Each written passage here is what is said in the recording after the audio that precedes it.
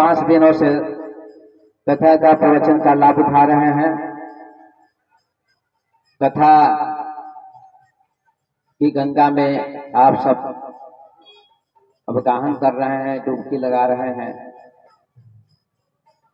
ये आपका सौभाग्य है। संतों का दर्शन, भगवान की कथा, ये 2 चीजें सौभाग्य से मिलती हैं। पुण्य पुंज बिनु मिले ही न संता, सत्संगति संस्कृति कर अंता। अनंत जन्मों का पुण्य उदय होता है और परमात्मा की कृपा होती है, तभी कथा में आने का अवसर प्राप्त होता है। आइए, आज मैं आपको भक्ति की चर्चा सुनाऊंगा। भक्ति क्या है, भगवान की प्राप्ति कैसे होती है, ईश्वर की प्राप्ति कैसे होती है, इसके संबंध में मैं व्याख्यान दूंगा। हमारे शास्त्रों में संतों ने, ज्ञानियों ने कहा है कि परमात्मा को पाने के 3 मार्ग हैं। ईश्वर को पाने के 3 मार्ग हैं, 3 रास्ते हैं, कर्म, ज्ञान और भक्ति।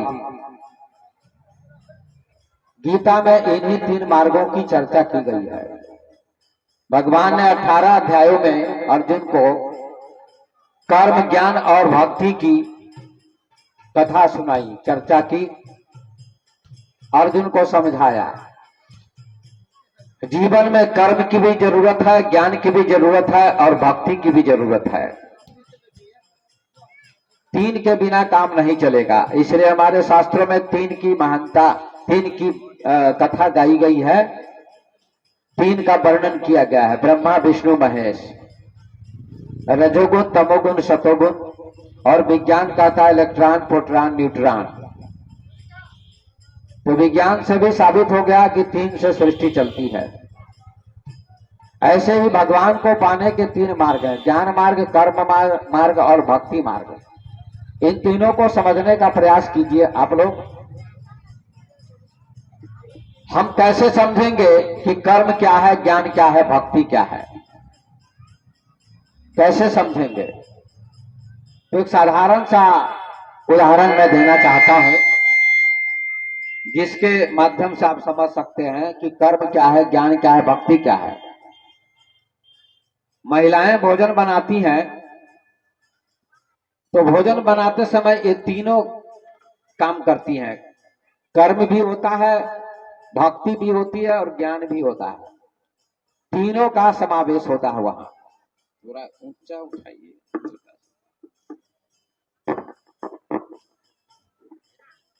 ठीक, रहने दो। तीनों का समावेश वहां होता है। भोजन बनाते समय कैसे समझिए। सब्जी बनाना ये क्या है, हाथ से सब्जी काटती है महिलाएं। तो सब्जी काटना, बनाना क्या है, कर्म है।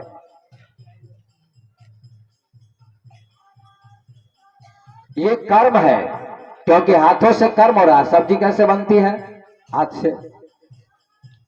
तो जो हाथ से सब्जी बन रही है वो क्या है, कर्म है, कर्म हो रहा है।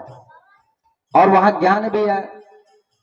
सब्जी जब बनने लगती है कलछी से या किसी चीज से, सब्जी को आप तैयार करते हैं, उसमें घुमाते हैं कलछी को, ये भी कर्म ही है।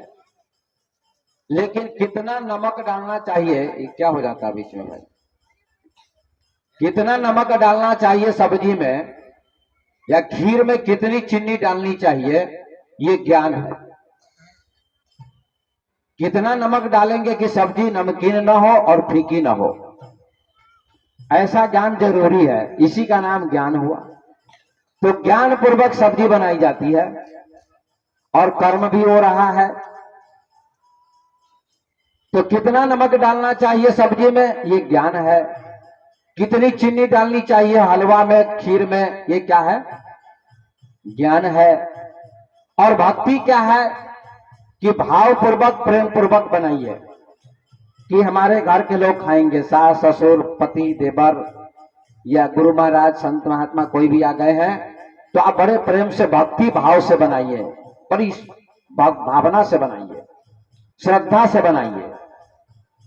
तो आपके बनाए गए भोजन से आपके घर के लोगों को संतुष्टि मिलेगी और गुरु महाराज भी आएंगे, संत महात्मा कोई, तो उनको भी संतुष्टि मिलेगी और आपको आशीर्वाद मिलेगा। तो भावपूर्वक जो सब्जी बनाई जाती है इसका नाम भक्ति है। तीनों का समन्वय हो गया। भाव क्या है? भक्ति। कितना नमक डाला जाना चाहिए, ये क्या है? ज्ञान। और सब्जी काटी जा रही है शुरू में, ये क्या है? कर्म।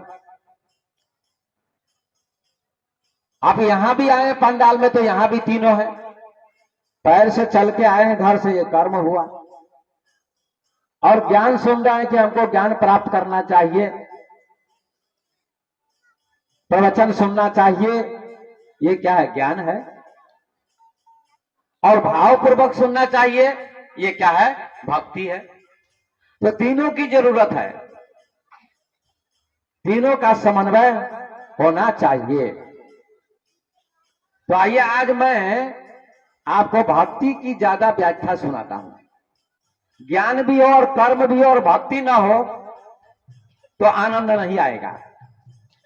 जैसे कोई कितना भी बड़ा विद्वान है, डॉक्टर है, इंजीनियर है, प्रोफेसर है और ज्ञानी तो है, विद्वान तो बन गया,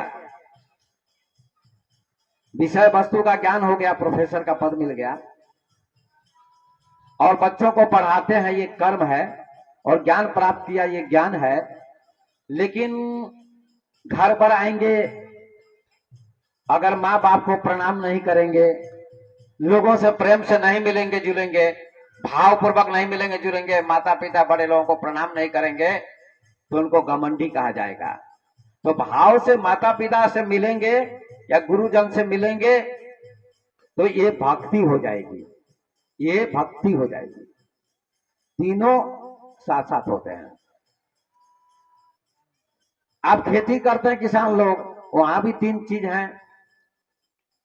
क्या करते हैं? ट्रैक्टर चलाया जाता है या बीज बोते हैं, गेहूं का, चने का, धान का। ये बोना क्या है? कर्म है। बीज बोना कर्म हो गया। और कितना बीज बोना चाहिए ये ज्ञान है। कितना बीज बोना चाहिए, 10 किलो कि 20 किलो, 1 बीघा के लिए या 2 बीघे के लिए, ये ज्ञान हो गया, इसकी भी जरूरत है। और भाव पूर्वक बोइए कि फसल अच्छी हो, भावना लेकर बोइए कि हे परमात्मा, हे भगवान, फसल अच्छी हो, परिवार का पालन पोषण हो, ये क्या है? भक्ति है। तो ये तीनों साथ साथ घटित हो रहे हैं। गीता में भगवान तीनों की चर्चा करते हैं अर्जुन से। ज्ञान की भी जरूरत है, कर्म की भी जरूरत है और भक्ति की भी जरूरत है। ये तीन नहीं होंगे तो जीवन नहीं चलेगा। इसलिए सृष्टि भी तीन से चलती है, ब्रह्मा से, विष्णु से, महेश से। सृष्टि की रचना करने वाले ब्रह्मा, पालन पोषण करने वाले हरि विष्णु और संहार करने वाले शिव जी, ये तीन है। विज्ञान कहता है इलेक्ट्रॉन, प्रोटॉन, न्यूट्रॉन, ये तीन है। तो सभी में तीन की बात आती है। अब आइए भक्ति की चर्चा मैं विशेष करता हूं कि ज्ञानी भी हो और भक्त ना हो तो जीवन में रस नहीं आएगा। कर्म भी करता है, विद्वान भी है, लेकिन भक्ति नहीं है, भाव नहीं है, तो उस व्यक्ति की शोभा नहीं होगी, चाहे स्त्री हो, चाहे पुरुष हो, चाहे कोई भी हो। इसलिए भक्ति की बहुत जरूरत है। भक्ति से व्यक्ति का हृदय सरस बनता है। सरस का मतलब रसमय। देखिए, रोटी बनती है तो रोटी बनती है तो महिला क्या करती है? रोटी कैसे बनती है, किस चीज से बनती है? तो आप उत्तर दीजिएगा, आटा से रोटी बनती है। बात सही है। लेकिन आटा ही खाली हो तो रोटी नहीं बनेगी, कुछ और भी तो चाहिए ना। पानी, तो पानी आटा में मिलाती है तो आटा साना जाता है, गूंथा जाता है, तो आटा गीला हो जाता है। आटा गीला हो गया, अब गीला होगा आटा तभी तो रोटी बनेगी, ये खाली आटे से रोटी बन जाएगी। तो आटा की भी जरूरत है और पानी की भी जरूरत है। तो आटा ज्ञान, पानी भक्ति और बेलना कर्म। देखिए तीनों घटित हो रहे हैं। आपको एकदम बिल्कुल सरल सरल भाषा में समझा रहा हूं ताकि माता बहन भी समझ जाए, सभी लोग समझ जाए। तो तीनों की जरूरत है, लेकिन सब मिला के अगर आटा भी है, बेलना भी है और चौकी चकला भी है, लेकिन पानी इसमें नहीं डालिएगा तो आटा गीला होगा ही नहीं और रोटी बनेगी नहीं। इसलिए भक्ति की परम जरूरत है। भक्ति, ज्ञान भी हो कर्म और भक्ति नहीं हो तो जीवन फीका है। तुलसीदास जी ने इसका वर्णन किया है कि भक्ति की बड़ी महिमा है। क्या कहा है? भक्तिहीन सब सुख सब ऐसे, लबन बिना बहु व्यंजन जैसे। भक्तिहीन सब सुख सब ऐसे, बहुत सुंदर गोस्वामी जी ने चौपाई लिखी है कि भक्ति के बिना सारे सुख व्यर्थ हैं, बेकार हैं। बेटा है, बेटी है, मकान है, दुकान है, जमीन है, कार है, मोटरसाइकिल है, सोना है, चांदी है, हीरे हैं, मोती हैं, कपड़े हैं, पैसे हैं, सारी चीजें हैं, सारी सुविधाएं हैं, सारे सुख हैं आपको, आपके घर में, आपके परिवार में। लेकिन जैसे सब्जी में, दाल में, कढ़ी में नमक नहीं डाला जाएगा तो स्वाद नहीं आएगा, ऐसे जीवन में सब कुछ है, अगर भक्ति नहीं है तो जीवन में स्वाद नहीं आएगा। भक्ति में स्वाद नहीं आएगा, जीवन में स्वाद नहीं आएगा। भक्ति क्या है? स्वाद है, नमक है। भक्तिहीन सब सुख सब ऐसे, लबन बिना बहु व्यंजन जैसे। कितना सुंदर लिखा है। लबन कहते हैं नमक को, नमक नहीं होगा तो सब्जी स्वादिष्ट नहीं होगी, फीकी हो जाएगी। तो घर के लोग कहेंगे थोड़ा नमक और दे दो, सब्जी फीकी है, दाल फीकी है। तो नमक की जरूरत है, नमक स्वाद लाता है। ऐसे जीवन में भक्ति की जरूरत है। शंकराचार्य जी हुए हमारे देश में, उन्होंने अपनी पुस्तक में लिखा है कि ज्ञान, कर्म, योग, बहुत सारे ग्रंथों में साधन बताए गए हैं, लेकिन सबसे श्रेष्ठ सुगम साधन परमात्मा को पाने का केवल एक साधन है। यदि उस साधन को अपना लीजिए तो आपको परमात्मा की प्राप्ति जल्दी हो जाएगी। उसका नाम है भक्ति। वो भक्ति हो जाए तो जल्दी परमात्मा की प्राप्ति होगी। मोक्ष कारण सामग्र्याम भक्ति रेव गरीयसी, स्वस्वरूपानुसंधानम भक्ति रीति अभिधीयते। जिससे मोक्ष मिलता है, शंकराचार्य जी कहते हैं, जिन सामग्रियों से, जिन चीजों से मोक्ष मिलता है, भगवान मिलता है, मुक्ति मिलती है, उन सामग्रियों में सबसे ज्यादा श्रेष्ठ भक्ति है। सबसे श्रेष्ठ क्या है? भक्ति है। अच्छा, चावल है, दाल है, नमक है, सब्जी है, हल्दी है, प्याज है, मिर्च है, सब कुछ है आपके पास, लेकिन एक चीज नहीं है तो भोजन बनेगा? क्या चीज नहीं है? सब कुछ है, लेकिन एक चीज नहीं होगी तो भोजन नहीं बनेगा। दाल है, सब्जी है, नमक है, हल्दी है, प्याज है, सब कुछ है, चावल है, लेकिन एक चीज नहीं है तो भोजन नहीं बनेगा। शंकराचार्य जी कहते हैं अपने ग्रंथ में, वो एक चीज क्या है? तो भक्ति। मतलब वहां आग, आग नहीं होगी तो भोजन नहीं बनेगा, आग की जरूरत है। अब तो गैस सिलेंडर में भोजन था, वो भी तो आग ही है, वो भी तो आग ही है, आग से भोजन बनता है। आग नहीं होगी तो भोजन नहीं बनेगा। कितना अच्छा कहा। ऐसे आपके जीवन में सब कुछ है और भक्ति नहीं है तो जीवन में सुख नहीं, आनंद नहीं, रस नहीं है। ऐसा शंकराचार्य जी भी कहते हैं मोक्ष कारण सामग्र्याम भक्ति रेव गरीयसी स्वस्वरूपानुसंधान भक्ति रीत्या विधीयते। उनकी भक्ति की परिभाषा तो बहुत ऊंची है शंकराचार्य की। शंकराचार्य कहते हैं अपनी आत्मा को जान लेना ही भक्ति है, लेकिन तुलसीदास जी कहते हैं कि नहीं, यहाँ थोड़ी ऊंची बात है, सबके लिए बात लागू नहीं है। तो भक्ति की चर्चा करते हैं। भागवत में भी 9 प्रकार की भक्ति है और रामचरितमानस में भी 9 प्रकार की भक्ति है। आज उसी की चर्चा में सुनाता हूं आप सबको कि सबरी ने नवधा भक्ति की थी, 9 प्रकार की भक्ति की थी और भगवान राम वहां उपस्थित हुए, उसको दर्शन दिया। देखिए बड़ा सुंदर विवेचन किया है गोस्वामी जी ने। और भागवत में भी नवधा भक्ति है। प्रहलाद जी के पिता हिरण्यकश्यप ने पूछा कि विद्यालय से क्या पढ़ के आए हो, क्या पढ़े हो विद्यालय में? तो प्रहलाद जी ने कहा गोद में बिठाया। किसने? हिरण्यकश्यप ने। और पूछा क्या पढ़ के आए हो बेटा? जैसे बच्चा विद्यार्थी पढ़ के आता है तो माँ बाप कभी कभी पूछते हैं बेटा क्या पढ़ते हो, जरा सुनाओ। पढ़े लिखे माता पिता होते हैं तो पूछते हैं, तो बच्चे सुनाते हैं। तो इसी प्रकार से प्रहलाद जी के पिता हिरण्यकश्यप ने पूछा बेटा तुमने क्या पढ़ाई की है, क्या शिक्षा प्राप्त करते हो, सुनाओ। तो प्रहलाद जी ने बहुत सुंदर बात की है, उत्तर दिया है, सुनिएगा। कहते हैं श्रवणम कीर्तनम विष्णु स्मरणम पाद सेवनम अर्चनम वंदनम दास्यम सख्यम आत्मनिवेदनम।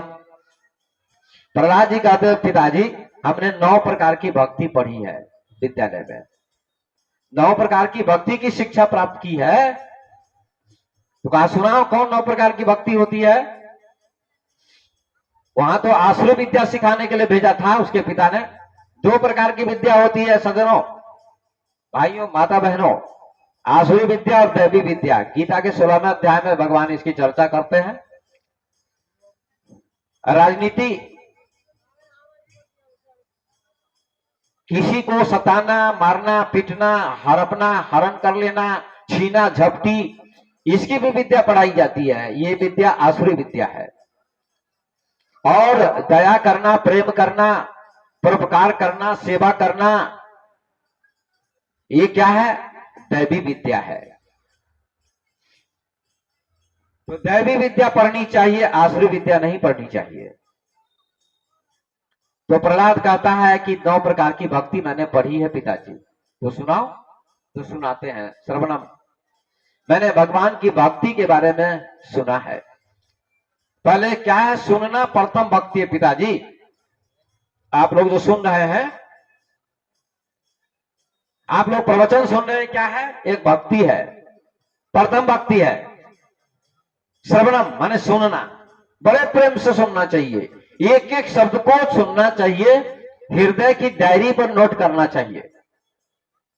एक शब्द से आपका जीवन बदल सकता है। 5 दिनों से सुना रहा हूं, आज 6ठा दिन है।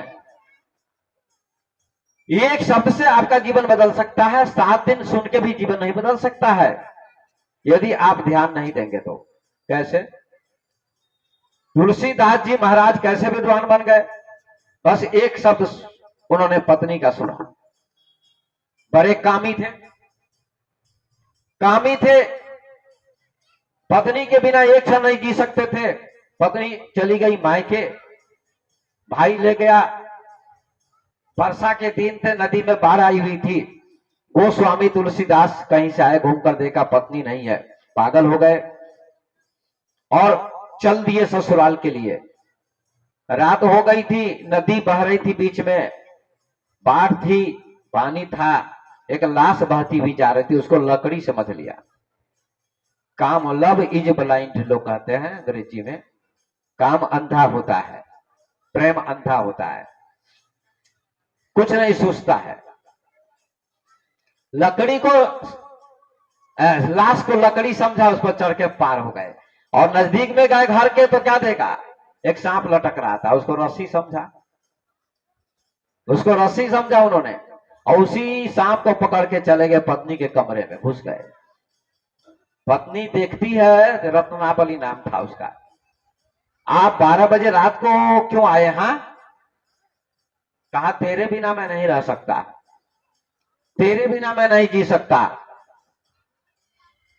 अच्छा, तो मेरे बिना आप नहीं जी सकते? कहा नहीं जी सकता। जैसे श्वास के बिना आदमी नहीं जी सकता, ऐसे तुम्हारे बिना मैं नहीं जी सकता। इतना प्रेम करता हूं तुमसे। तो रत्नावली कहती है, अस्थि चर्ममय देह में तामे ऐसी प्रीत, ऐसी जो श्री राम में तो होती न भवभीत।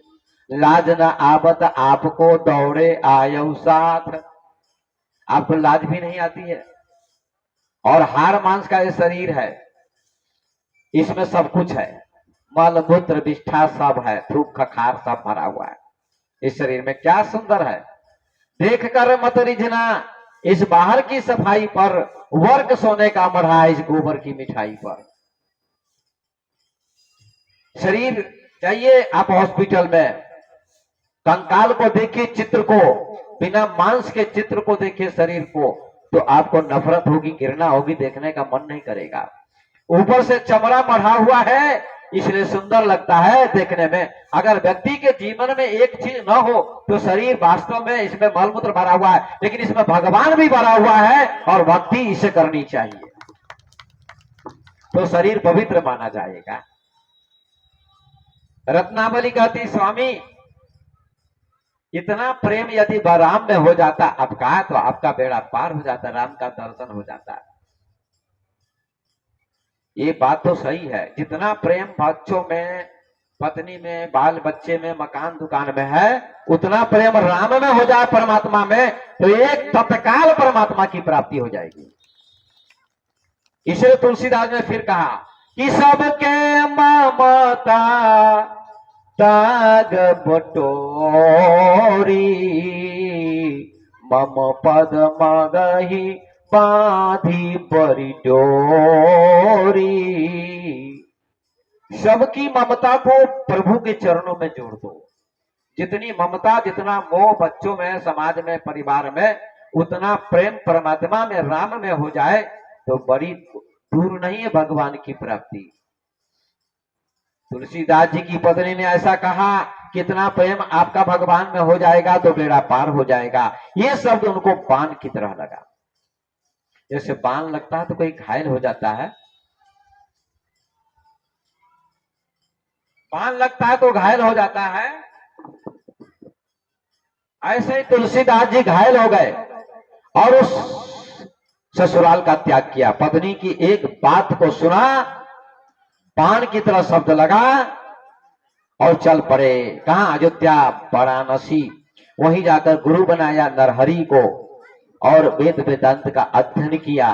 15 वर्षों तक लगातार उन्होंने भगवान का भजन किया, भक्ति की, ग्रंथों का अध्ययन किया, गुरु की सेवा की और अंततोगत्वा रामचरितमानस जैसे महाकाव्य की रचना कर दी। तुलसीदास जी की पत्नी ने उनको कहां से कहां पहुंचा दिया, महानायक, महाकवि, महाविद्वान बना दिया।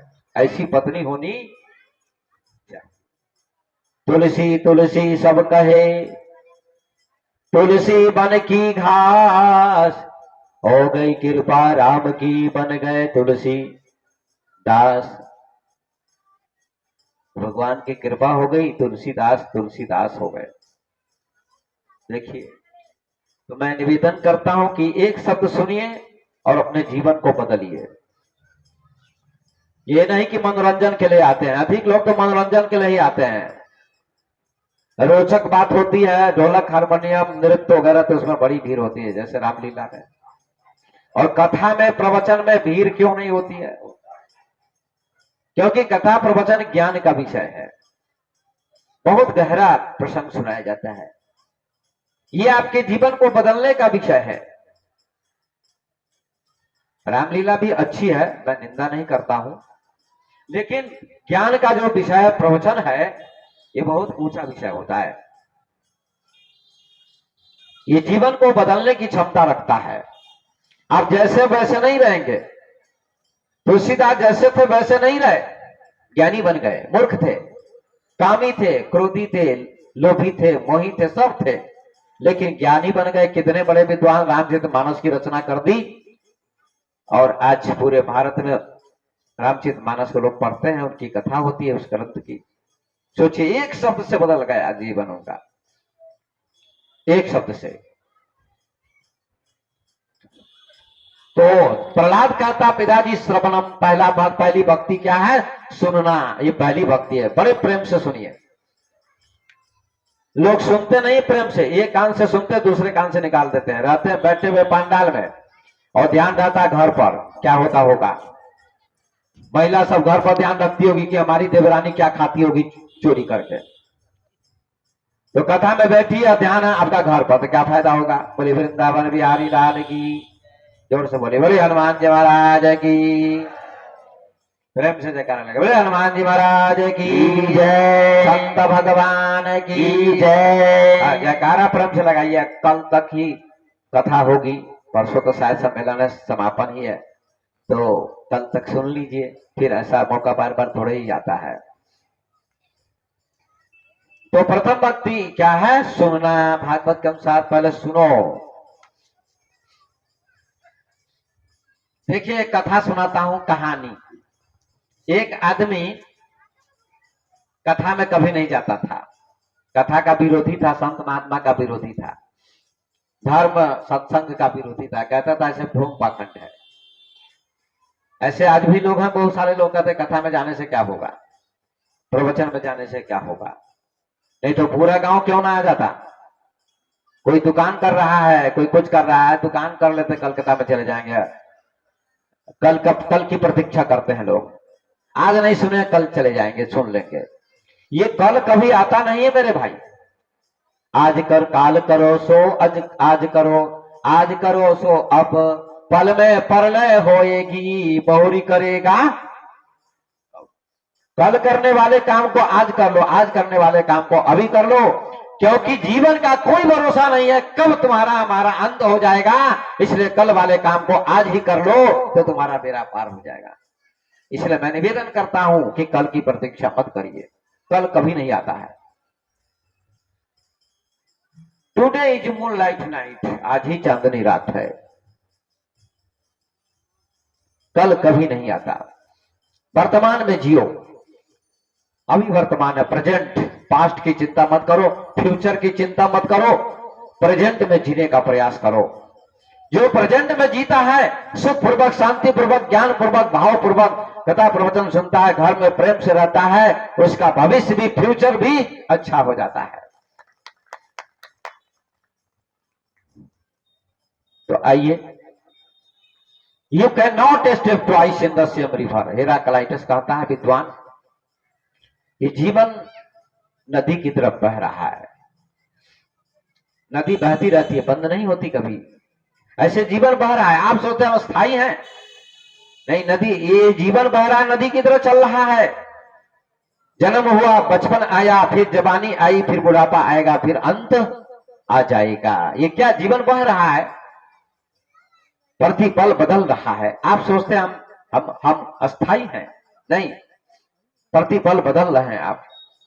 इसलिए ज्ञानियों ने कहा, जीवन गुजर गया तो जीने का ढंग आया, जीवन गुजर गया तो जीने का ढंग आया, क्षमा बुझ गई तो महफिल में रंग आया, क्षमा बुझ गई तो महफिल में रंग आया। गाड़ी निकल गई तो घर से चला मुसाफिर, गाड़ी निकल गई तो घर से चला मुसाफिर, मायूस हाथ मलते वापस बिरंग आया, जीवन गुजर गया तो जीने का ढंग आया। तन की मशीनरी ने चलना ठीक सीखा, तन की मशीनरी ने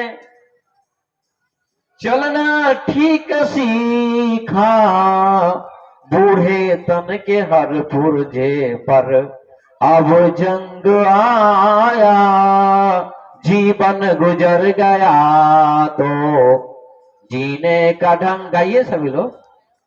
जीवन गुजर गया तो जीने का ढंग आया, जीवन गुजर गया तो जीने का ढंग आया।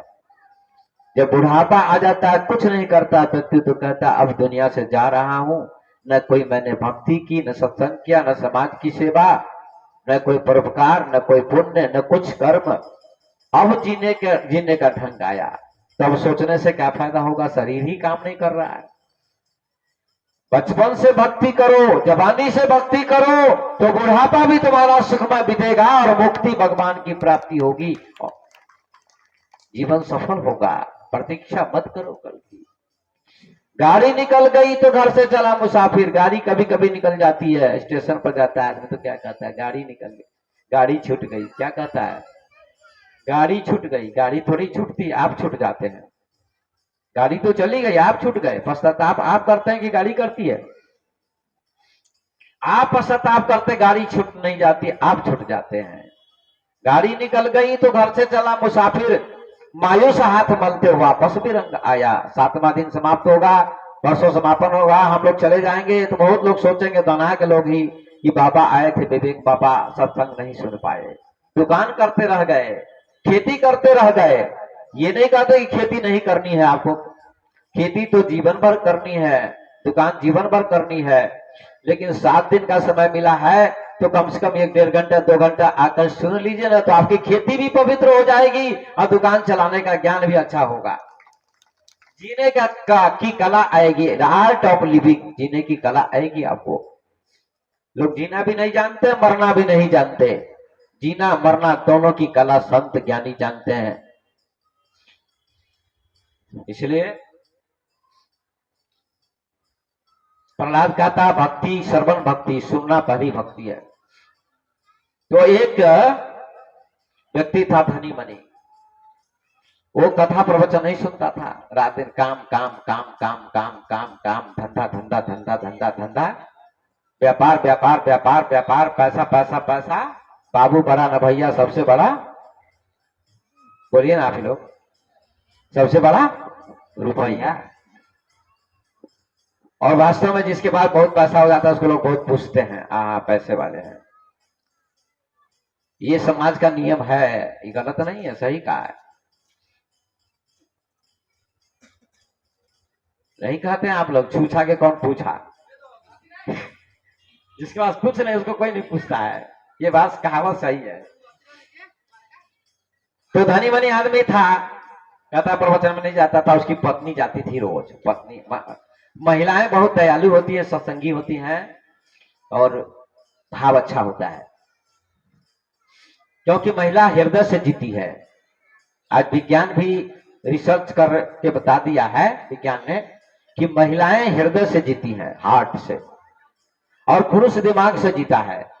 इसलिए पुरुष खुराफाती होता है, तर्क वितर्क ज्यादा पुरुष करता है, महिला नहीं करती है। किसी महिला ने आज तक ज्यादा तर्क वितर्क नहीं किया, समर्पण कर दिया परमात्मा के प्रति, दिल से जीती है, हृदय से जीती है, इसलिए भगवान उनको जल्दी मिल जाता है, ये नियम है। मीरा को देखिए, सबरी को देखिए, कोई पढ़ी लिखी नहीं थी सबरी, अब उसी की चर्चा भी करूंगा थोड़ी देर के बाद।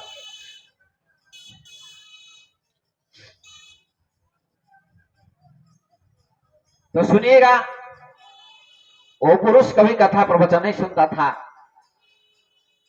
उसको बड़ा घमंड था धन का, संपत्ति का, वैभव का। धन संपत्ति तो है ही, क्या भजन करना, क्या भक्ति करना, ये सब बेकार चीज है।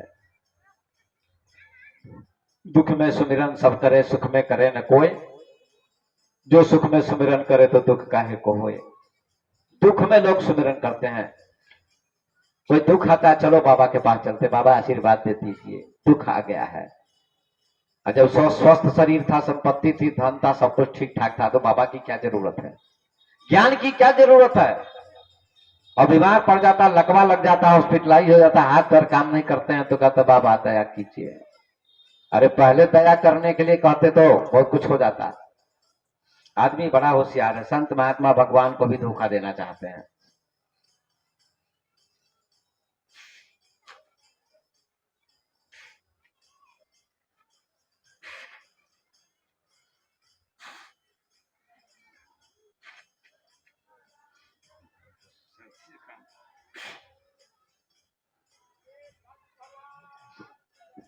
बोली हनुमान जी महाराज की जय। प्रेम से बोले सदगुरुदेव भगवान की जय। वो आदमी कभी कथा प्रवचन में नहीं जाता था, पत्नी रोज जाती थी, धार्मिक थी, भक्त थी। तो पत्नी कहती एक दिन आप चले जाइए कथा में, आपका भी कल्याण हो, आप भी भक्त बन जाइए, भगवान की कथा सुनिए, प्रवचन सुनिए, जीवन में सुख आएगा, शांति आएगी, ज्ञान आएगा और बुरा कर्म मिटेगा, अच्छा कर्म करिएगा, जीवन में आनंद आएगा। पति कहता है छोड़ो कथा प्रवचन, तुम ही जाओ, मैं नहीं जाऊंगा। तुम ही जाओ, मैं नहीं जाऊंगा। तुम सुन लोगे, हमको भी फल मिल जाएगा। पत्नी बहुत कहती है नहीं स्वामी, एक दिन चले जाइए, एक दिन चले जाइए। बहुत निवेदन करती है, पैर पकड़ के मनाती है, प्रणाम करती है।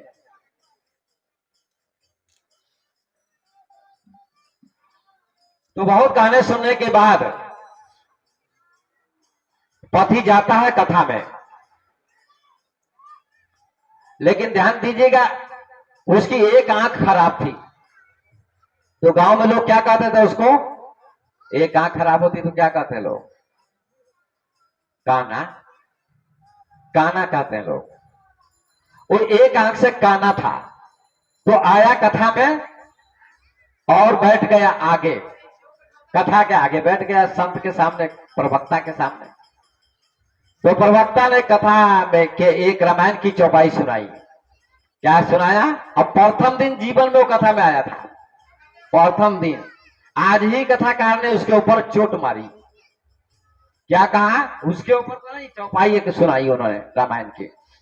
उन्होंने कहा जिन हरि कथा सुनहि नहीं काना, श्रवण रंध्र अहि भवन समाना। जिन हरि कथा सुनाई नहीं काना, जिन्होंने अपने कान से कथा नहीं सुनी, उनके कान सांप के बिल के समान बेकार होते हैं। सांप के बिल में कोई नहीं रहता। ऐसे जिन्होंने अपने कान से भगवान की कथा प्रवचन नहीं सुना, उनके कान व्यर्थ होते हैं, बेकार होते हैं। ये चौपाई थी। तो उस काने व्यक्ति ने कहा देखो देखो, आज प्रथम दिन आया, मेरी निंदा कर रहे हैं कथाकार, ये मुझे काना कहते हैं।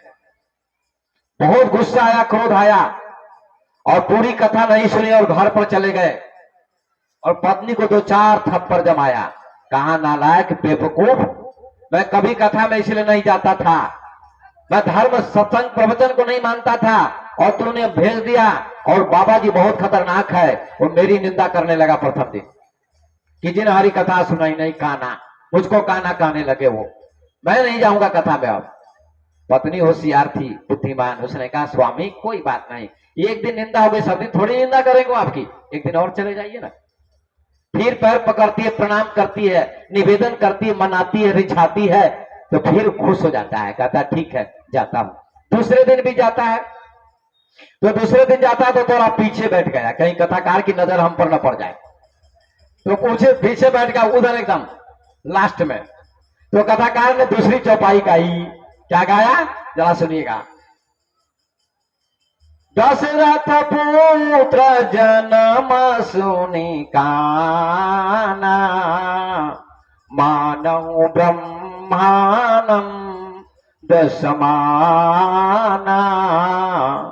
आज भी काना कहा, आज भी काना शब्द का प्रयोग किया, लेकिन चौपाई दूसरी। इसका अर्थ है कि दशरथ जी के घर में जब भगवान राम, लक्ष्मण, भरत, शत्रुघ्न चारों भाइयों का आगमन हुआ तो दशरथ जी को बड़ा आनंद आया, ब्रह्मानंद जैसा आनंद आया।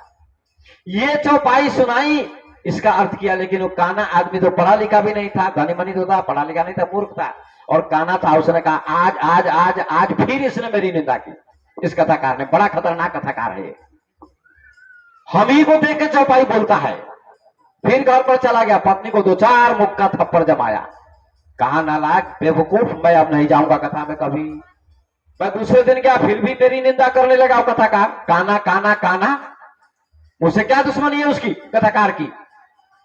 पत्नी कहती है स्वामी कोई बात नहीं, एक दिन और चले जाइए। कहा फिर नहीं जाऊंगा, बार बार तुम भेजते हो, बार बार मेरी निंदा करते हो कथाकार, मैं नहीं जाऊंगा। बड़ा निवेदन करती है, प्रणाम करती है, मनाती है, रिझाती है, रोती है, स्वामी एक दिन चले जाइए और आपका कल्याण होगा, भला होगा। तो फिर खुश हो गया वो। देखिए, पति को मनाने का ऐसा तरीका है, कितना भी खतरनाक पति हो ना तो आप पत्नी मना सकती है। झूठ मूठ के रोना शुरू कर दीजिए कुछ प्रिया चरित्र, तो पति खुश हो जाएगा। तो पति खुश हो गया और तीसरे दिन भी आता है, कहता ठीक है एक दिन और चला जाता हूं। पत्नी कहती 3 दिन में काम सफल हो जाएगा, 1 2 3 है ना, ड्रिल करवाते मास्टर साहब सब स्कूल में, 1 2 3 तो बच्चे चल पड़ते हैं, काम करने लगते हैं अपना स्काउट ड्रिल। तो कहा 3 दिन जाइए आपका कल्याण होगा, तो तीसरे दिन भी जाता है। तो तीसरे दिन में कहां बैठ गया, सबसे पीछे बिल्कुल उधर, और चश्मा पहन के बैठ गया कि कहीं मुझको देख न ले कथाकार। चश्मा पहन के बैठ गया कि कथाकार की नजर पड़ न जाए मुझ पर, क्योंकि खतरनाक बड़ा कथाकार खतरनाक है। मेरी निंदा 2 दिन से कर रहा है मेरी कथाकार, कहीं आज भी मेरी निंदा न करे, इसलिए पीछे बैठ गया चश्मा पहन के। तो कथाकार क्या कहते हैं आज, खतरनाक चौपाई बोलते हैं कि जी मूढ़ तो ही अतिशय अभिमाना, नारी शिखावन कर सिन काना। आज भी काना शब्द का, आज तो और खतरनाक जो भाई कहा कि मूढ़ तो ही अतिशय अभिमाना, नारी शिखावन कर सिन काना।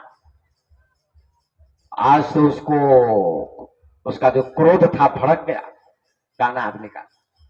कहते देखो देखो, आज तीसरे दिन भी ये काना काना शब्द कह रहा है, आज छोड़ूंगा नहीं कथाकार को। कथा करके कथाकार जाएंगे डेरा पर, आसन पर, जैसे मैं जाता हूं जुगल जी के यहां, तो रास्ते में घेर लूंगा, डंडे से स्वागत करूंगा। अब देखिए इसका अर्थ क्या है कि बाली को भगवान राम ने मार दिया, बाली धराशायी हो गया, तो भगवान राम ने कहा अरे मूढ़, तुमको बहुत अभिमान था, तुमने अपनी पत्नी की बात पर ध्यान नहीं दिया। तारा ने समझाया था कि आज सुग्रीव गरज रहा है, कोई बल मिला है उसको, आज राम और लक्ष्मण उसके साथ में हैं, आप युद्ध करने मत जाइए, आपकी हार हो जाएगी स्वामी। तारा ने, पत्नी ने समझाया था, लेकिन उसने कहा अरे तुम क्यों डरती हो, मेरे सामने जो आएगा उसका आधा बल मेरे पास आ जाएगा, तुम चिंता मत करो। पत्नी की बात नहीं मानी, आ गया युद्ध करने, और अंत में भगवान राम ने उसको धराशायी कर दिया। तो राम जी कहते हैं मूढ़ तो ही अतिशय अभिमाना, अरे मूढ़ तुमको बहुत अभिमान था, नारी शिखावन कर सिन काना, और अपनी पत्नी की बात पर ध्यान नहीं दिया। काना माने ध्यान देना। वो जो काना आदमी था आज भड़क गया और तो समझा नहीं। कथा का समापन हुआ, गया नहीं वो काना आदमी। आज कहा आज ये भी चलेंगे, मैं भी सामने खड़ा हो जाऊंगा। कथाकार जाने लगे, मोटरसाइकिल पर बैठने लगे हमारी तरह, तो डंडा लेके खड़ा हो गया, कहा सिर तोड़ दूंगा, आज मैं सिर तोड़ दूंगा मार मार के। 3 दिनों तक मेरी निंदा क्यों की आपने। कथाकार तो डर गए, बाप रे कैसा आदमी मिल गया।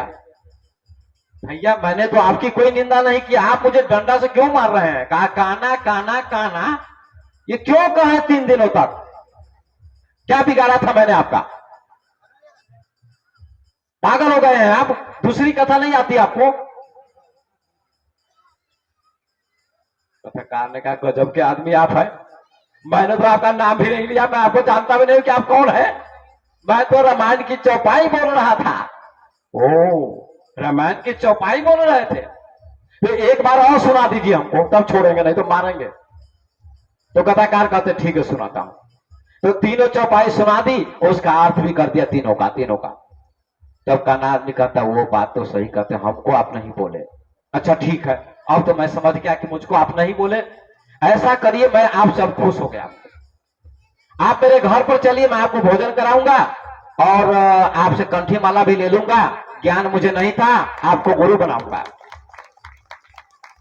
तो कथाकार कहते हैं कहीं घर पर जाके कहीं मारे ना, क्या पता घर पर जाके स्वागत करेगा डंडा से, तब क्या होगा, वहां कौन बचाएगा।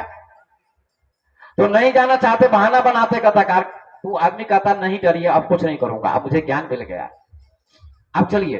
तो बड़े प्रेम से ले जाता है, भोजन बनवाता है पत्नी से, भोजन बनाती है पत्नी और भोजन करते हैं कथाकार जी। और उसके बाद उनसे कंठी माला ले लेते हैं, मंत्र ले लेते हैं और उनको गुरु बना लेते हैं और अपनी पत्नी को बहुत बहुत धन्यवाद देते हैं कि देवी तुमने अच्छा किया। अगर 3 दिन तक मैं नहीं जाता और कथाकार 3 चौपाइयां नहीं बोलते तो मुझे ज्ञान नहीं मिलता, शिक्षा नहीं मिलती। मैं तो भ्रम में पड़ गया था कि मेरी निंदा करते हैं, लेकिन ये तो बड़े ज्ञानी है। देखिए भक्त बना दिया उस पत्नी ने पति को। तो पत्नी ऐसी होनी चाहिए जो बिगड़े हुए पति को भी भक्त बना दे, उसका नाम पत्नी, धर्म पत्नी। ये कला सीख लीजिए उसी पत्नी की तरह। बदमाशी करे, शराब पी के आए तो कुछ समझाइए।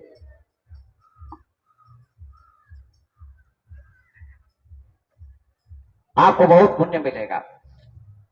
तो श्रवणम क्या कहते हैं? पहली भक्ति क्या है? प्रहलाद जी कहते हैं श्रवण माने सुनना पहली भक्ति है। आप लोग सुन रहे हैं ना, ये पहली भक्ति है, सुनना पहली भक्ति है। कीर्तनम, और दूसरी भक्ति क्या? कीर्तन करना। जो कीर्तन करवाते हैं या वो जाप चल रहा है सीताराम सीताराम, ये भी दूसरी भक्ति है। कीर्तन भी अच्छा है।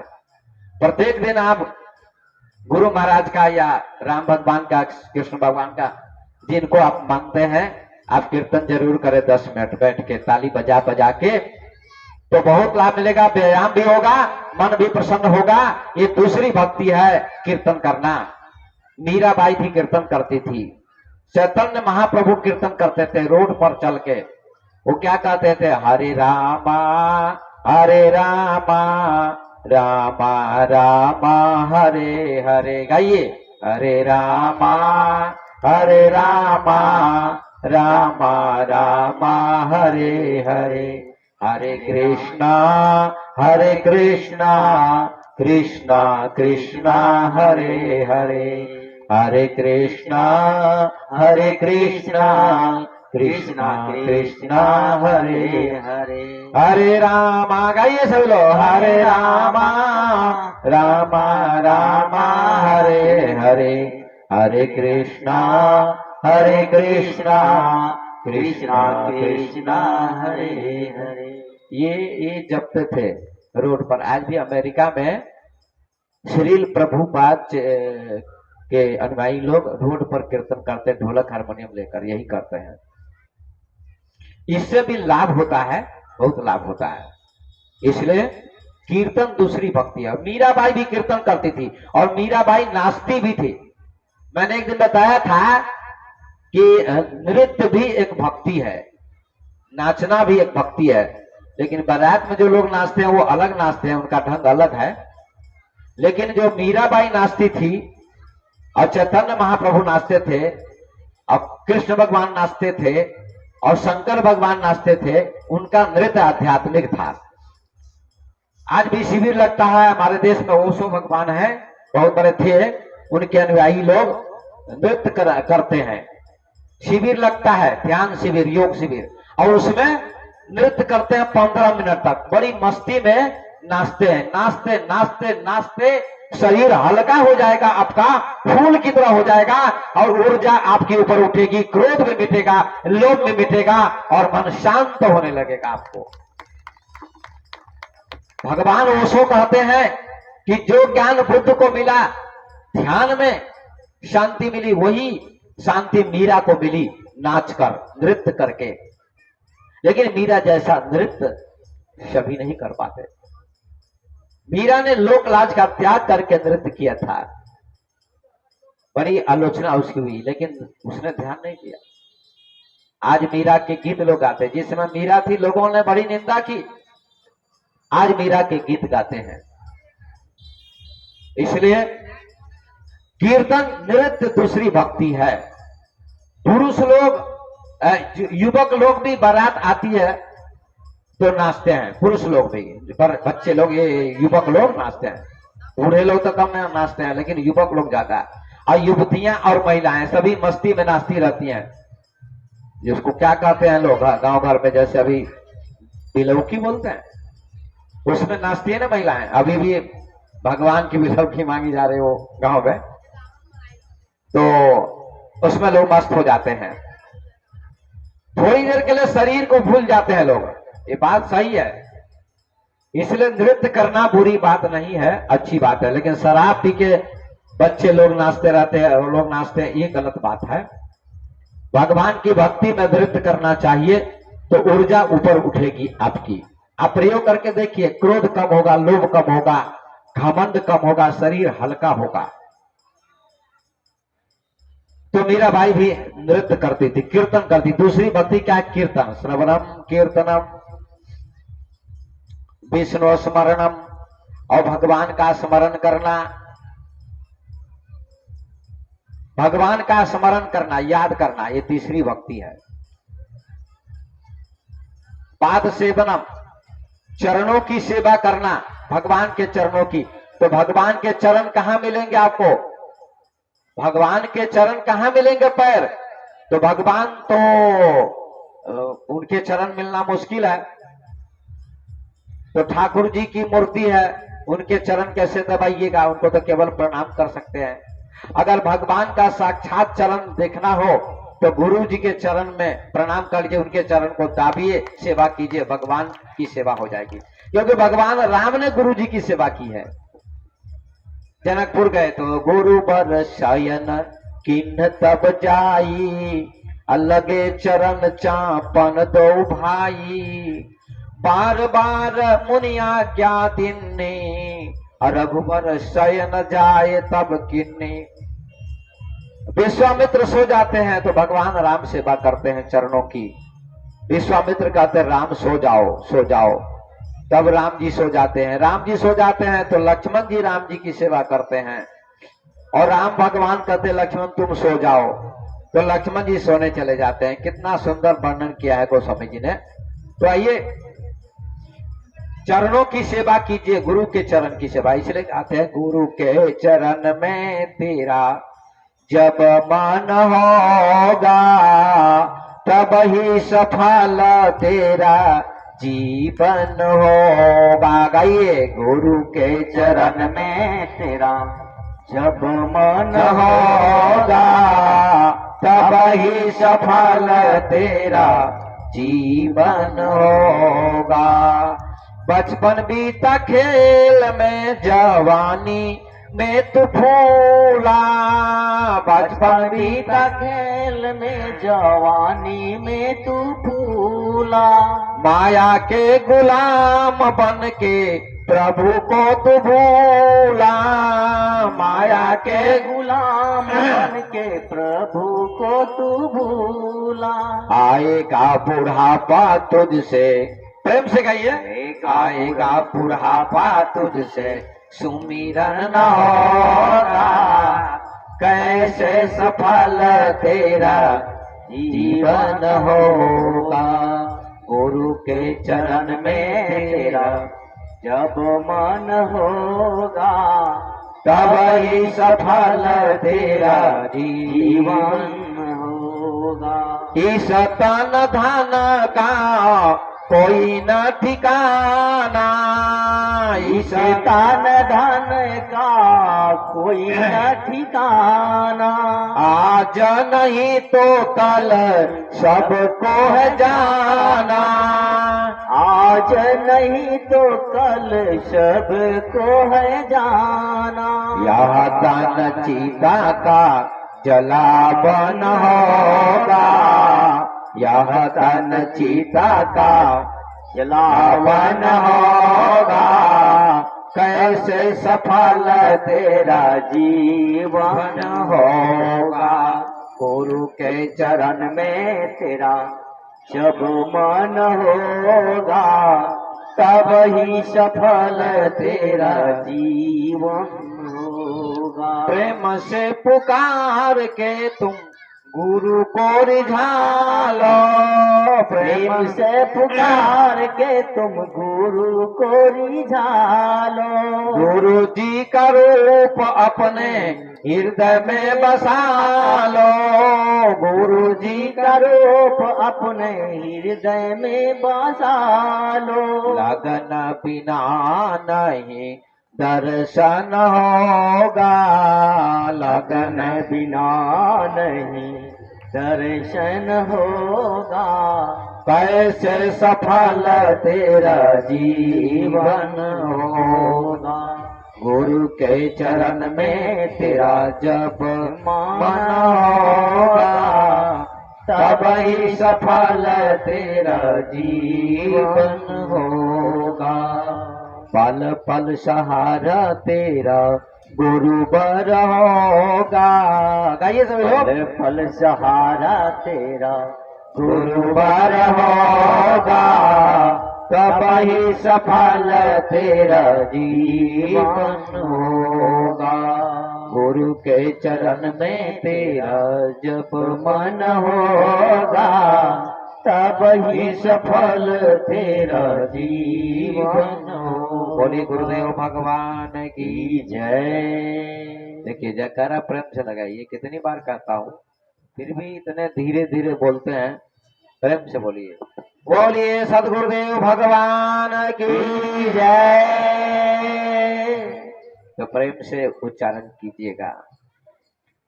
पाद सेवनम, गुरु के चरणों की सेवा, ये चौथी भक्ति प्रहलाद जी कहते हैं।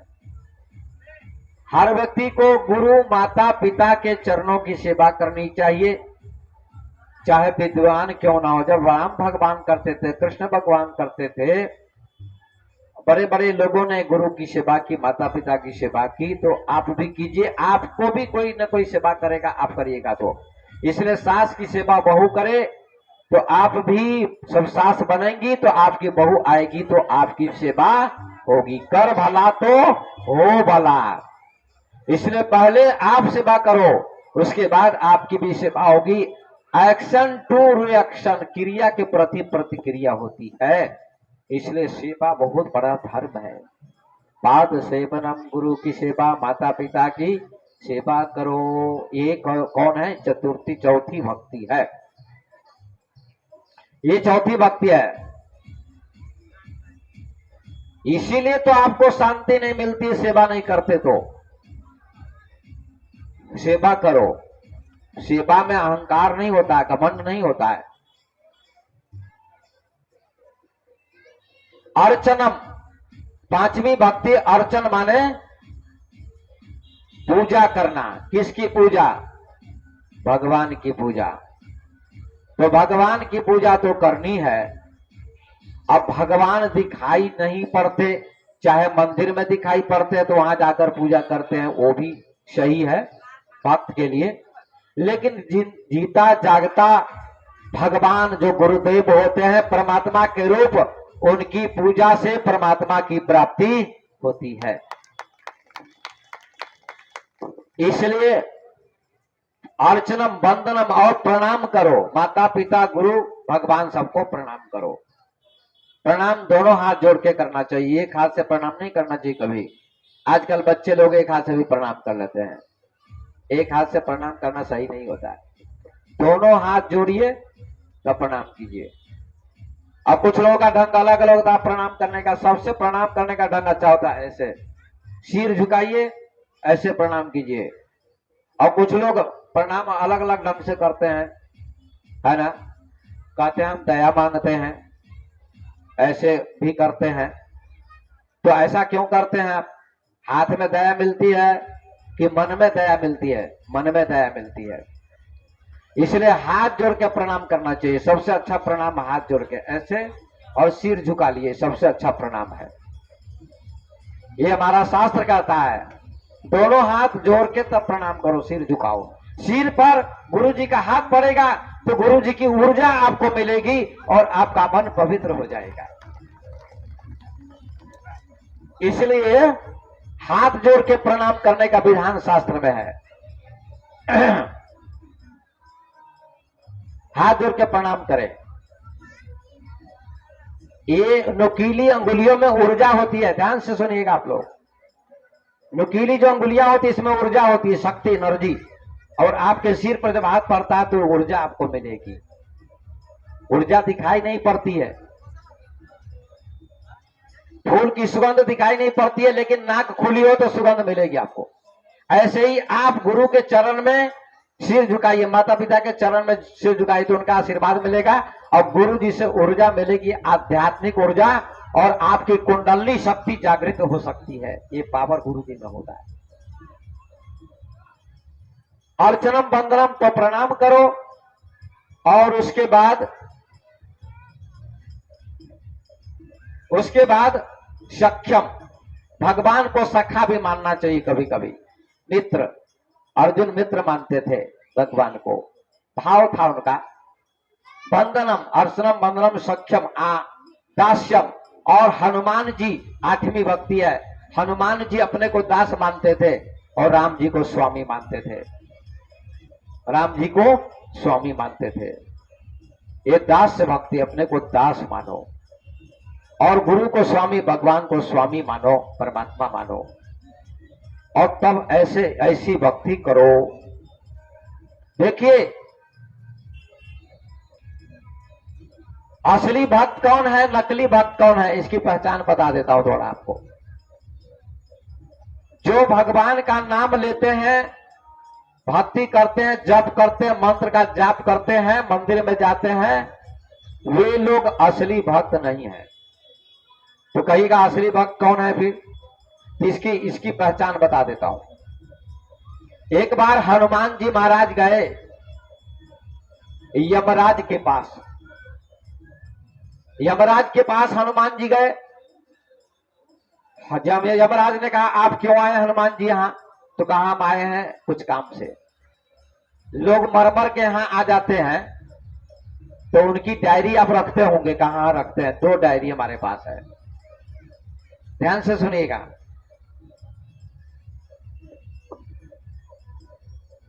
बोलिए गुरुदेव भगवान की जय, हनुमान जी महाराज की जय। हनुमान जी कहते हैं कि आप डायरी रखते होंगे भक्तों की, लोगों की, कौन भक्ति करके आया है और कौन भक्ति करके नहीं आया। कहा डायरी तो रखते हैं। तो कहा डायरी दिखाइए। तो यमराज ने एक डायरी दिखाई जिसमें हजारों लाखों करोड़ों भक्तों के नाम थे। करोड़ों भक्तों के नाम थे, उसमें हनुमान जी का नाम कहीं नहीं था। हनुमान जी ने देखा, कहा तो गजब है, मेरा नाम तो कहीं है ही नहीं, मेरा नाम कहीं है ही नहीं। अब देखिए हनुमान जी कितने बड़े भक्त, फिर भी उनका नाम डायरी में नहीं था। हर करोड़ों लोगों के नाम थे लेकिन हनुमान जी का नाम नहीं था। लेकिन हनुमान जी को बुरा नहीं लगा। हनुमान जी ने कहा यमराज जी, इसमें मेरा नाम, यमराज कहते हैं आपका नाम कहीं भी नहीं है इसमें। तो हनुमान जी कहते हो सकता है हमें कोई कमी होगी इसीलिए नाम नहीं होगा।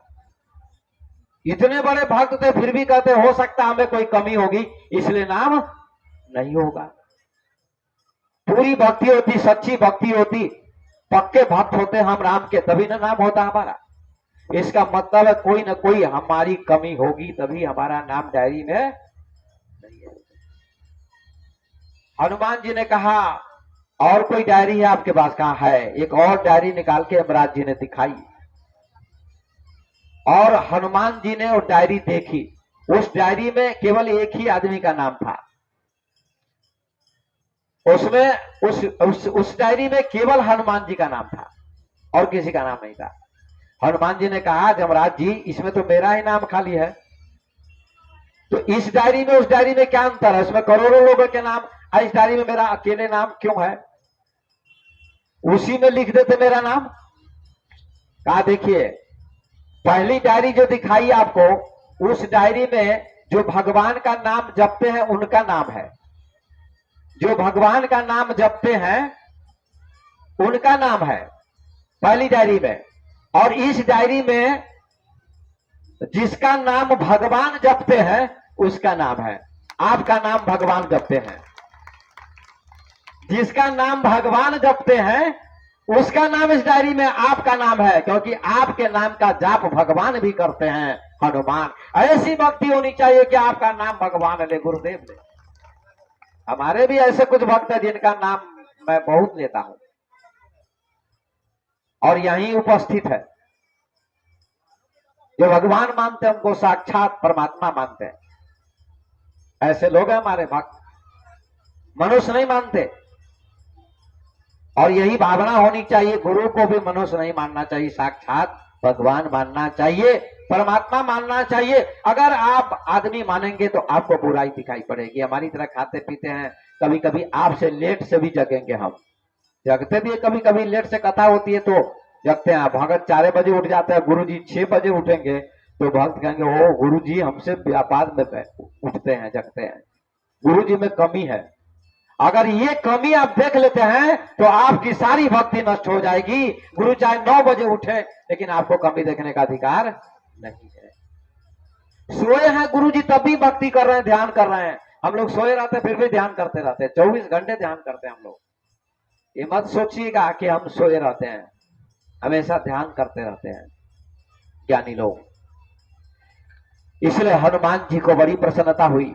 ऐसी भक्ति समर्पण की भावना होनी चाहिए। हमारे देश में हनुमान जी का नाम बहुत आता है। महिला भक्त में राधा जी का नाम आता है, कृष्ण भगवान के भक्तों में फर्स्ट नंबर में। हजारों गोपिकाएं थी, उनमें राधा का नाम, गोपी का नाम, लेकिन राधा का नाम फर्स्ट। हनुमान जी का नाम फर्स्ट राम भक्तों में, देखिए। इसलिए हनुमान जैसी भक्ति समर्पण की भावना। दासम सख्य निवेदनम आत्म निवेदन नवमी भक्ति है, आत्मा को समर्पित कर दो। शरीर भी परमात्मा का, मन भी परमात्मा का, और तन मन धन सब परमात्मा का है, मेरा कुछ भी नहीं है। ऐसी समर्पण भावना भगवान और गुरुदेव के प्रति होनी चाहिए। आपका है क्या? लेकिन भक्त लोग कभी कभी असफल हो जाते हैं। सब कुछ अर्पण कर दो, तेरा तुझको अर्पण क्या लागे मेरा, ओम जय जगदीश हरे। क्या कहते हैं? तेरा तुझको अर्पण क्या लागे मेरा, ओम जय जगदीश हरे। सब प्रभु का है, सही बात। This life is for him, this mind is for him, this soul is for him, these eyes are for him, all things bright and beautiful, seek you first the kingdom of God, then all shall be added unto you। ये जीवन परमात्मा का दिया हुआ है, ये मस्तिष्क परमात्मा का दिया हुआ सोचने के लिए, आत्मा भी परमात्मा का अंश है, आंखें भी उसी ने दी हैं, सारी वस्तुएं सुंदर हैं। उस परमात्मा को तुम खोज लो तो सब कुछ तुमको मिल जाएगा, कुछ दुर्लभ नहीं रहेगा। प्रहलाद जी ने 9 प्रकार की भक्ति सुनाई पिताजी को। ये 9 प्रकार की भक्ति भागवत की। भाई ये राम जी के पास, राम जी गए सबरी के पास। सबरी भी पढ़ी लिखी नहीं थी, अनपढ़ थी। देखिए परमात्मा किसको मिलता है? समर्पण में मिलता है। पढ़ा लिखा व्यक्ति घमंड करता है कि मैं पढ़ा लिखा हूं, एजुकेटेड हूं, डॉक्टर इंजीनियर प्रोफेसर हूं। अच्छा भगवान किसको मिलता है? पढ़ा लिखा आदमी को मिलता है, धनी आदमी को मिलता है कि किसको मिलता है? न धनी को मिलता है, न पढ़ा लिखा को मिलता है, किसको मिलता है फिर? अब राम जी सबरी के पास जाते हैं, सबरी प्रतीक्षा कर रही थी। उसके गुरुदेव ने शरीर का त्याग कर दिया था। गुरुदेव का नाम था मतंग। 15 साल की लड़की घर का त्याग करके, विवाह का त्याग करके, और कहां थी? जंगल में। मतंग ऋषि की शिष्या बन गई, विवाह का त्याग कर दिया, और ऋषि के आश्रम में रहती है, सेवा करती है ऋषि की, संत की, महात्मा की। झाड़ू लगाती है, कांटा साफ करती है, भोजन बनाती है, बर्तन साफ करती है, ऋषि के कपड़े धोती है, बर्तन धोती है, सारे काम करती है। और ऋषि मतंग शरीर छोड़ने लगे तो सबरी कहती है गुरुदेव मैं भी आपके साथ चलूंगी। जब आप ही शरीर का त्याग कर रहे हैं तो हम दुनिया में रहकर क्या करेंगे? हमको बताने वाले, ज्ञान बताने वाले, मार्ग दिखाने वाले आप दुनिया से जा रहे हैं तो मैं कैसे रहूंगी? क्या दिव्य भाव है। हमको भी लेते चलिए परलोक में, वैकुंठ में। तो उसके गुरुदेव मतंग कहते हैं कि सबरी बच्ची तुम नहीं जाओ, मुझे अंदर में ही भगवान का दर्शन हो गया है, मेरा काम पूरा हो गया है, अब मैं वैकुंठ जा रहा हूं। लेकिन तुम मेरी बात मान लो, गुरु की बात मानना जरूरी है। तेरी कुटिया पर सगुन रूप में साक्षात राम जी और लक्ष्मण जी अवतार लेकर आएंगे सीता जी को खोजते खोजते, और तुमको दर्शन देंगे, तुम्हारा सौभाग्य होगा, इसलिए प्रतीक्षा करो। हमको तो सगुन का दर्शन न हुआ, हमको तो निर्गुण का ही दर्शन हुआ, लेकिन तुमको सगुन का दर्शन होगा, सगुन राम का। देखिए कितना सुंदर भाव है।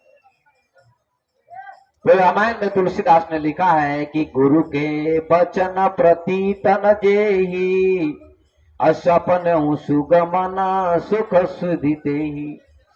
गुरु के वचनों में जिसका विश्वास नहीं है, उस व्यक्ति को स्वप्न में भी सुख नहीं मिलेगा, शांति नहीं मिलेगी, सिद्धि नहीं मिलेगी, कुछ नहीं मिलेगा।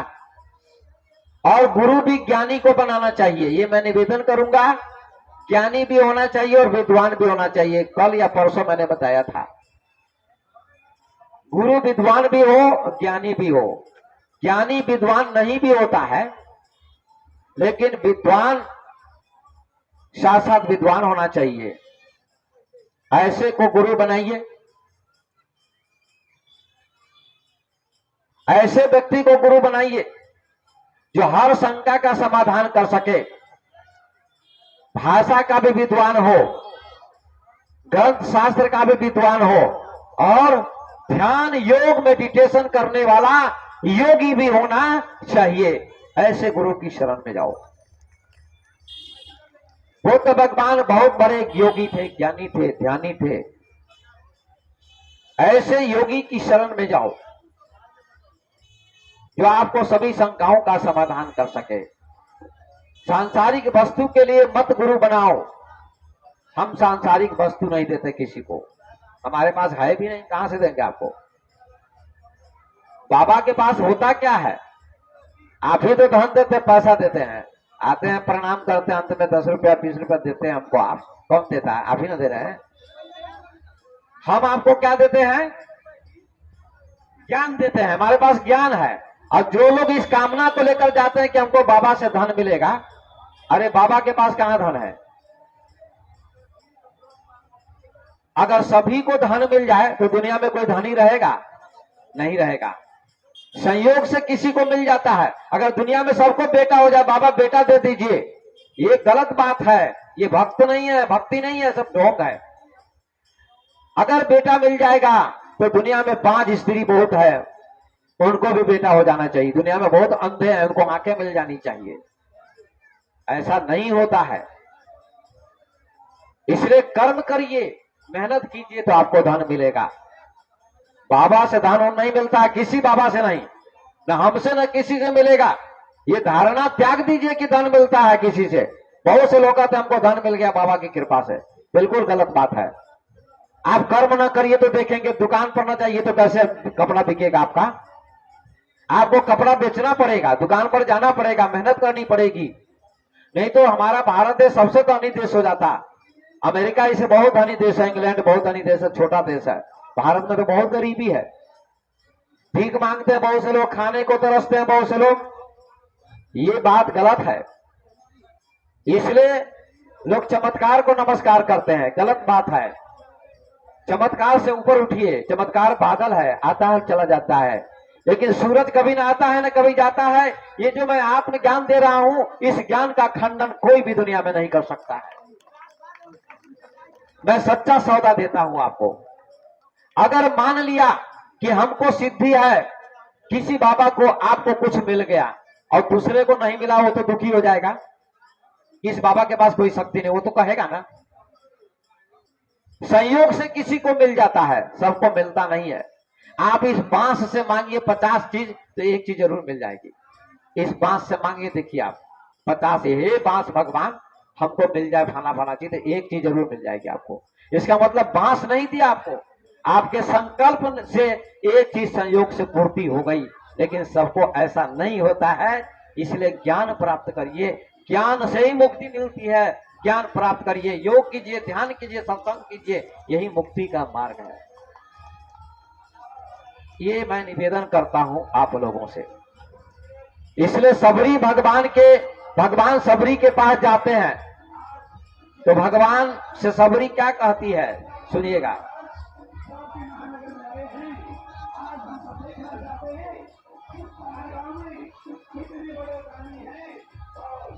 कोई बात नहीं, थोड़ी देर बैठे रहिए। और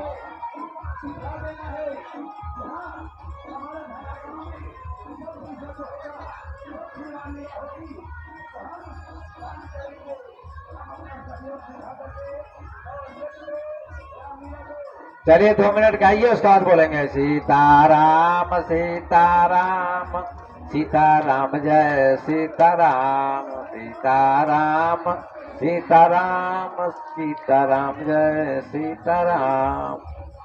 चलिए अब सुनिए, अभी तो आवाज वही रही है कोई बात नहीं, तो मैं सुनाता हूं, थोड़ी देर और सुनिए। सबरी के पास भगवान जाते हैं। सबरी पढ़ी लिखी नहीं है, लेकिन भाव है, उसका समर्पण है। तो सबरी के पास जब जाते हैं राम जी, तो सबरी क्या करती है, श्याम गौर सुंदर दो भाई, सबरी पड़ी चरण लपटाई। श्याम वर्ण के राम जी, गौर वर्ण के लक्ष्मण जी चरणों में गिर पड़ी और क्या कहती है, उसके गुरुदेव ने कहा था कि राम जी आएंगे तुम्हारी कुटिया में, हमारी बात पर विश्वास करो। तो उसने विश्वास किया था, तो रटती रहती थी एक भजन। क्या भजन रटती रहती थी, आइए थोड़ा गा लेते तो करी, और उसके बाद का वर्णन करते 10 मिनट और 15 मिनट, उसके बाद 10 मिनट के बाद विराम दे दूंगा। आज 3 बजे से कथा शुरू हुई है, झांकी के लिए पूरे गांव में भगवान राम जी घूम रहे हैं, लोग दर्शन कर रहे हैं। आइए क्या गाती है सबरी, रामा रामा रटते रटते बीती रे उमरिया, रामा रामा रटते रटते बीती रे उमरिया, रघुकुल नंदन कब आओगे बिलनी की झोपड़िया, रघुकुल नंदन बिलनी की झोपड़िया, रामा रामा रटते रटते बीती रे उमरिया, रामा रामा रटते रटते बीती रे उमरिया। मैं सबरी बिलनी की जाई भजन भाव नहीं जानू रे, मैं सबरी बिलनी की जाई भजन भाव नहीं जानू रे, राम तुम्हारे दर्शन के हित वन में जीवन पालू रे। गाइए, राम तुम्हारे दर्शन के हित मन में जीवन पालू रे, चरण कमल से निर्मल कर दो, चरण कमल से निर्मल कर दो काशी की झोपड़िया, रामा रामा रटते रटते बीती रे उमरिया, रामा रामा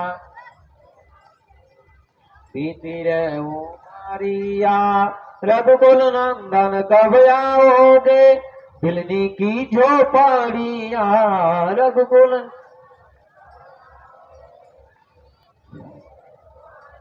रामा रामा रटते रटते बीती रे उमरिया, रामा रामा रटते रटते बीती रे उमरिया। रोज सवेरे वन में जाकर रास्ता साफ करती हूँ, रोज सवेरे वन में जाकर रास्ता साफ करती हूँ, अपने प्रभु के खातिर मन से चुन चुन के फल लाती हूँ, अपने प्रभु के खातिर मन से चुन चुन के फल लाती हूँ, मीठे मीठे पेरन से भर लाई रे छामारिया, रामा रामा रटते रटते बीती रे उमरिया, रामा रामा रटते रटते बीती रे उमरिया, रघुकुल नंदन कब आओगे दिल्ली की झोपड़िया रघुकुल नंदन, झोपड़िया रामा रामा रटते रटते बीती रे हमारिया। थोड़ा बंद करवा दीजिए ना आवाज।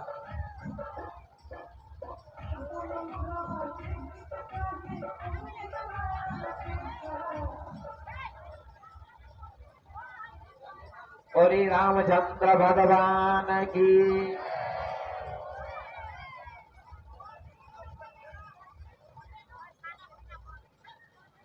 तो सबरी के यहाँ राम जी जाते हैं तो सबरी क्या करती है, श्याम गौर सुंदर दो भाई, सबरी परी चरण लपटाई, यही विधि स्तुति करो तुम्हारी, अधम जाति में जरमति भारी। बहुत सुंदर चौपाई है, इसका अर्थ मैं करता हूं और इसी एक दो चौपाई की व्याख्या करके विराम दे दूंगा। फिर बाकी प्रसंग रहेगा तो कल सुनाऊंगा। बाकी प्रसंग कल फिर 2 बजे से।